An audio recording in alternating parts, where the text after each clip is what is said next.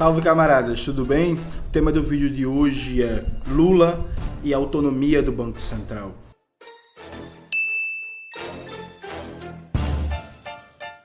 Antes de começar propriamente o tema do vídeo do canal, quero muito agradecer a você que ajuda a manter e melhorar nosso canal a partir do Apoia-se. Seu apoio é fundamental para a gente continuar essa nova dinâmica do canal, com vídeos com mais regularidade, a melhora nos vídeos gravados em estúdios e nos vídeos gravados aqui em casa, né? Vocês estão vendo aqui o microfone, é esse microfone que está garantindo a melhor qualidade de áudio, um áudio bom, um áudio tranquilo, e agora não tem mais problemas e reclamações com o áudio. Veja, nos últimos dias, a mídia burguesa vem atacando constantemente, né, o presidente eleito Luiz Inácio Lula da Silva pela questão do Banco Central. Vamos lá.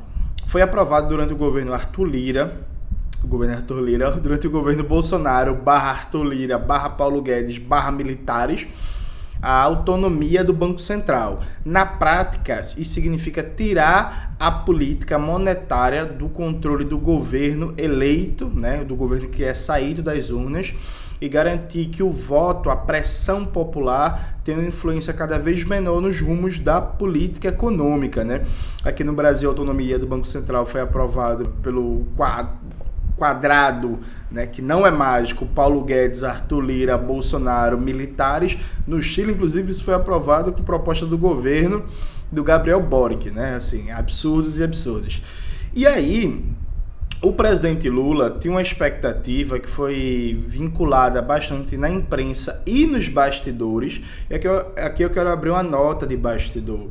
Tem muita gente falando agora que o presidente Lula nunca achou que poderia ter uma relação cooperativa com Campos Neto, que é presidente do Banco Central, e que isso foi só meio que conversa, jogo político para a imprensa. Então, eu soube por amigos e amigas que eu tenho nos ciclos do PT e tal, que existia sim essa expectativa e que tinha uma interlocução, inclusive, muito boa de vários quadros do PT com Campos Neto, e que tinha sim essa expectativa de uma boa relação.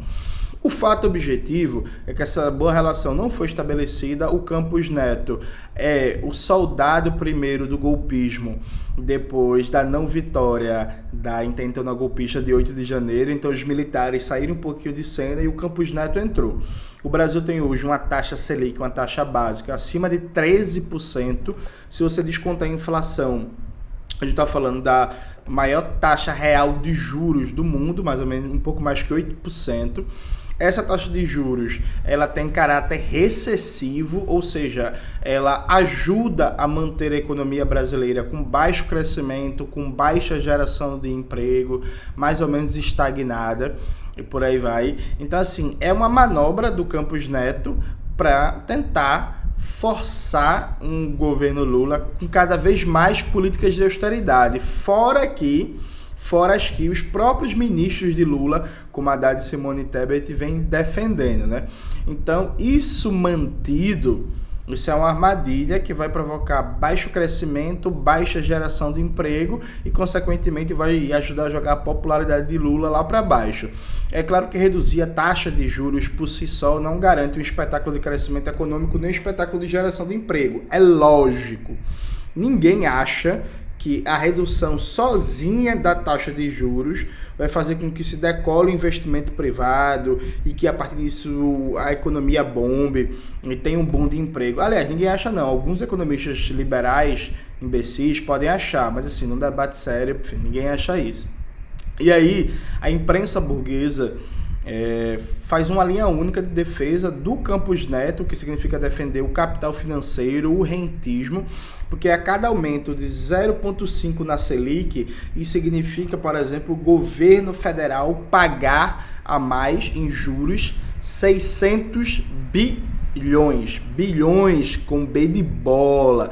Então, cada vez que você mantém a taxa de juros nas alturas, além de facilitar o processo de expansão do mercado privado e a própria concentração de capital, você está fazendo uma transferência de riqueza de fundo público para entes privados, né? Você está, inclusive, ampliando a desigualdade de renda e riqueza no Brasil. Então a mídia burguesa vem fazendo essa defesa fechada, sem contradições, para inclusive reduzir a autonomia, não só do presidente Lula, como da presidência.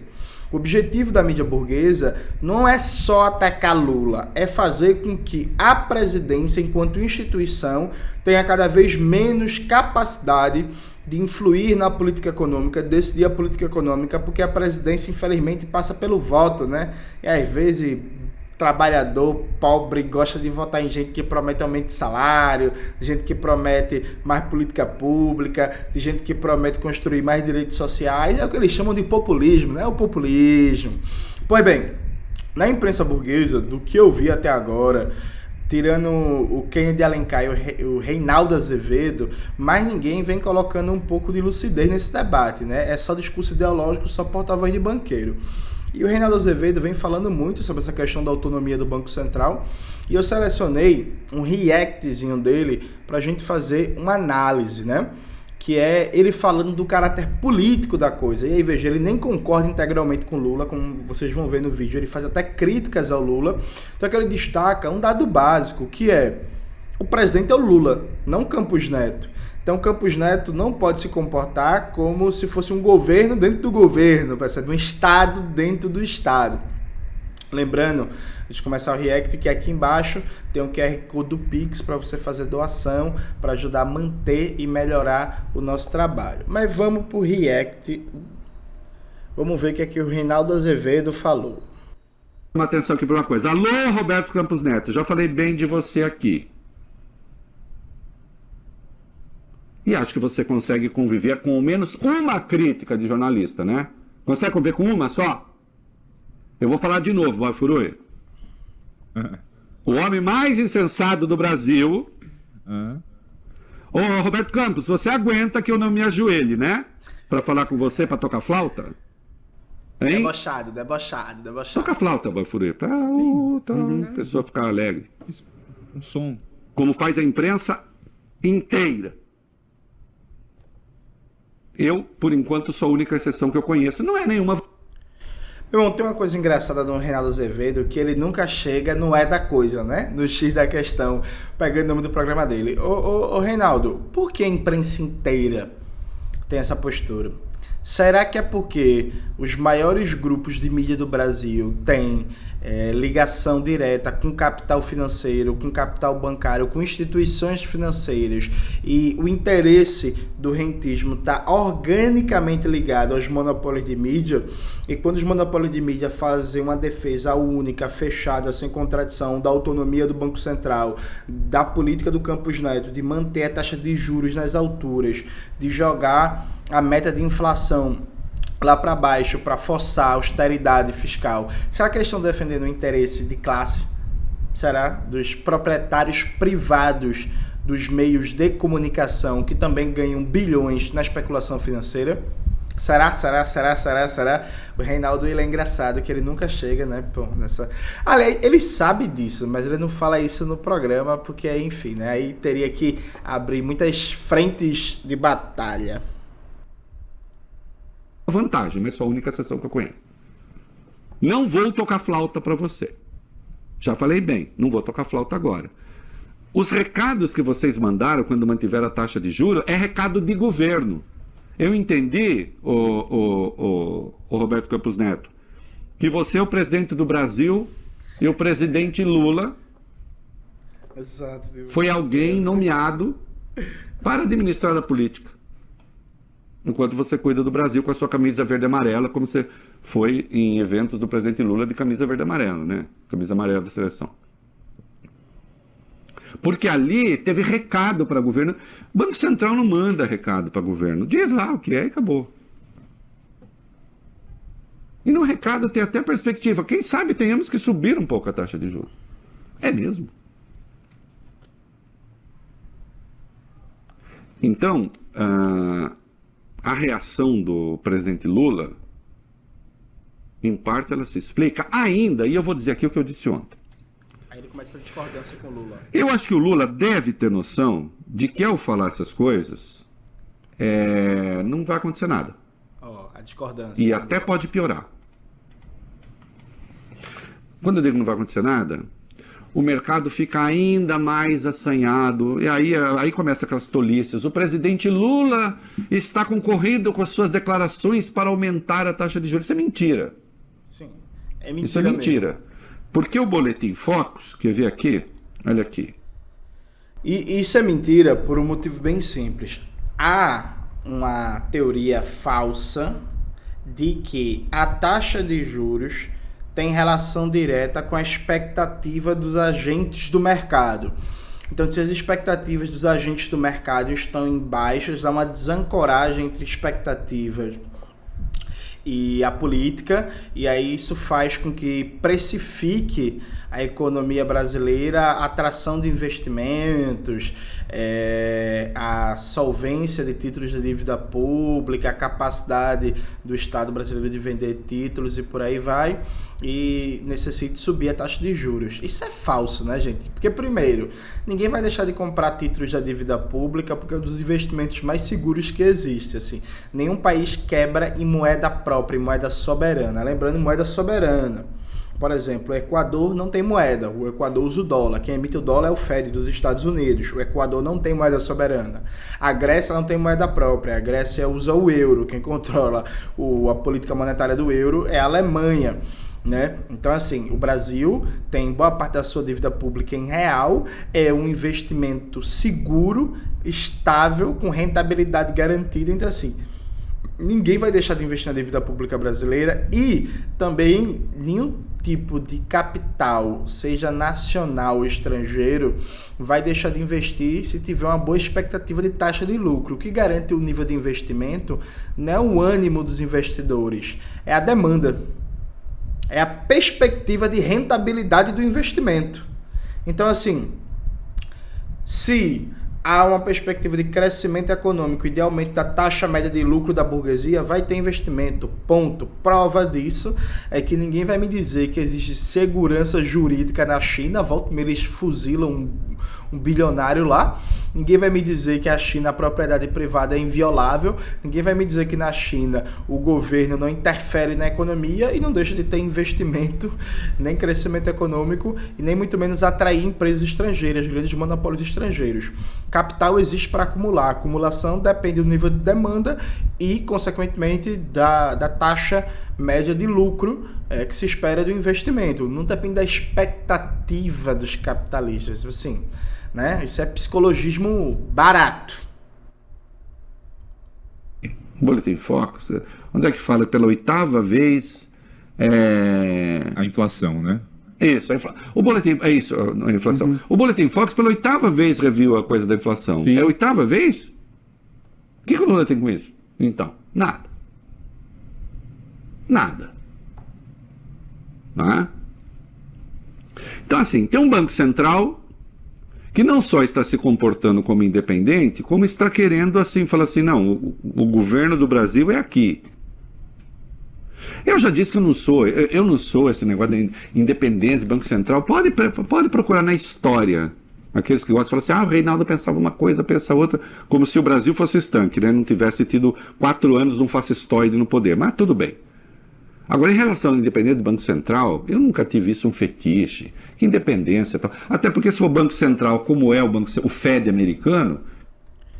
Vale lembrar, gente, que na época que foi aprovada a independência do Banco Central, José Serra, ele mesmo, José Serra, do PSDB, votou contra a independência do Banco Central e chegou a citar até um estudo do Banco Mundial mostrando que onde foi adotada a independência do Banco Central, a autonomia do Banco Central, aumentou-se as desigualdades e não gerou mais crescimento econômico nem geração de emprego. José Serra, tucano, do PSDB, o ministro FHC, ele mesmo, assim, sabe, só para vocês verem o grau da coisa. Que não é exatamente igual ao nosso Banco Central, mas de qualquer modo é o correspondente. Lá eles pensam taxa de juros, lá eles pensam nível de atividade. Aqui é juro e acabou. Não é? Mas tem que ser independente. Independente de quem? Vou perguntar sempre. Opa! Essa gente toda está no Banco Central, estava jogando amarelinha até outro dia? Isso lembra aquela clássica frase da Maria da Conceição Tavares, né, no Roda Viva, que provavelmente vocês já viram, que a Maria da Conceição Tavares pergunta, sim, independente de quem? Independente de quem vai ser o Banco Central, com aquele jeito maravilhoso dela de dar um esporro no jornalista. É muito bom, velho, muito bom. E quando deixar o Banco Central vai continuar a jogar amarelinha? Não, vai tudo pro banco privado. Não acho o mercado financeiro um demônio. Eu acho. Mas também acho que o Banco Central não tem que dar recado para presidente. Agora, por outro lado, se o Lula quer rever a independência do Banco Central e um governo eleito tem o direito de propor isso, vai dar complicação. Mas então que na hora certa se faça isso. Não precisa agora. Agora, que não é declaração do Lula que está fazendo subir isso, aquilo, isso é conversa mole. Isso é mero pretexto. Isso é mero pretexto. Tipo, como vocês viram, o Reinaldo ele pega uma coisa central, né? Todo esse debate sobre a independência do Banco Central, repito, é uma forma de enfraquecer a instituição da presidência, a sua prerrogativa de mexer, de conduzir a política econômica. Então o que está em jogo aqui não é só o governo Lula. O que está em jogo aqui é manobras institucionais da burguesia para fazer com que a democracia burguesa seja cada vez mais fechado à pressão e ao voto popular. Então, teto de gastos, autonomia do Banco Central, privatização da Eletrobras, fatiamento da Petrobras, aumentar a presença do capital privado no Banco do Brasil, e tentar desmontar o BNDES, uma série de medidas para reduzir a capacidade do governo eleito de fazer política econômica. Então a ideia é básica, não importa quem seja eleito, a política econômica é a mesma. Então, tipo assim, é como se os caras não aceitassem nem a disputa entre keynesianos e liberais. A disputa vai ser entre liberais fascistas e liberais não fascistas, mas que também odeiam pobres, trabalhadores, pretos, indígenas, ciganos, povos das florestas e por aí vai, tá ligado? Então, assim, cria uma dinâmica tipo Estados Unidos, democratas e republicanos, os caras quase tudo igual, né? Mas fica brigando, disputando ali, mas no fundo, a política é meio que a mesma, né? Então, tipo, o que tá em jogo é muita coisa. E aí, dá pra derrubar a autonomia do Banco Central? Dá, velho. O Conselho Monetário Nacional pode solicitar a exoneração do presidente do Banco Central. E aí o Senado avalia se aprova ou não. Quem compõe o Conselho Monetário Nacional? Ministro da Fazenda, Fernando Haddad, a ministra do Planejamento, Simone Tebet e o próprio Campos Neto. Ou seja, o governo tem maioria. Maioria simples aprova isso. Então o governo pode amanhã solicitar a exoneração do Campos Neto. Quando o Ciro Gomes na eleição dizia que no primeiro dia ele ia solicitar demissão, ele estava baseado no artigo, deixa eu até lembrar aqui, peraí, viu? Vou citar para vocês agora qual é o artigo da legislação para dar a informação certinha.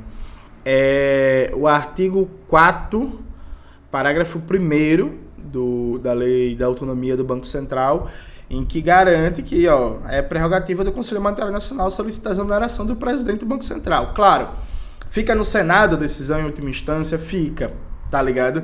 Mas o governo tem essa arma de pressão na mão. Então, uma das coisas, inclusive, que são chamativas é que o Lula vem fazendo discursos muito bons contra a autonomia do Banco Central. Tá massa. Perfeito. Só que, beleza, Lula. Ótimos discursos. E aí? Enquanto medida concreta, o que é que tu apresenta, assim, para acabar com a autonomia do Banco Central? O que é que tu apresenta para, no mínimo, acabar com a presença do Campos Neto no Banco Central? Sabe, acho que a gente tem que cobrar medidas concretas, sim, para a presidência recuperar o controle da política monetária, para o voto ter influência na política monetária, tá ligado? Porque do jeito que tá hoje, quem manda na política monetária é a banca privada, e o próprio Campos Neto falou que a autonomia do Banco Central é importante, porque o cliente do governo é um e o cliente do Banco Central é outro. Olha, o cliente do governo, supostamente, são os eleitores, né? Os habitantes do Brasil. E o cliente do Banco Central é quem? É quem, assim? O cliente do Banco Central é a banca privada, né? Que está mandando e desmandando como quer no Banco Central. Então isso não pode continuar. Então há que se dar apoio, sim, às críticas que o presidente Lula vem fazendo à política de juros do Banco Central, à ideia de autonomia do Banco Central, ao comportamento do Campos Neto, mas tem que se cobrar também desse governo medidas concretas do enfrentamento, porque assim, discurso não enche barriga e discurso também não derruba o poder do mercado financeiro e da banca privada no Banco Central, né? Então, bora lá, Lula. Apresenta. O PSOL já apresentou, inclusive, um projeto de lei para acabar com a autonomia do Banco Central, mas isso não tem maioria nesse momento na Câmara, né? Então há que se pensar em outras medidas, como usar o dispositivo do artigo 4º da Lei da Autonomia do Banco Central, que permite que o Conselho Monetário solicite a demissão do presidente, do Campos Neto, né? Acho que é uma coisa importante para a gente cobrar, para a gente debater e para a gente colocar para jogo. É isso, galera. Espero que vocês tenham gostado do vídeo de hoje. Não se esqueça de se inscrever no canal, ativar o sininho, curtir esse vídeo, compartilhar e tudo isso que vocês já sabem. Um beijo e até a próxima.